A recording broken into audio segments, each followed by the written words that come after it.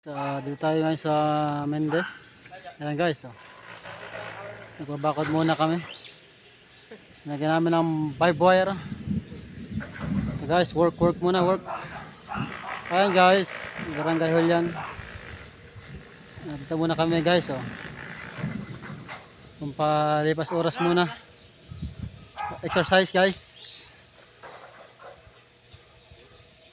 Ito guys, ayan guys. So guys, may mga pinyahan dito sa karatig natin yan guys. Yan, marami yan dito. Kung gusto niyo magbili, pwede kayong pumunta rito guys. At malapit ng mahinog ang mga pinya nila dito. Yan guys, oh. Medyo malapit ng mahinog. Ito guys, ito meron ditong resort. Yan guys, oh, yung may ano na yan. Yan guys, oh, may resort yan dyan. Maraming pumupunta rito guys na taga Manila guys. So, ito na guys at see you soon.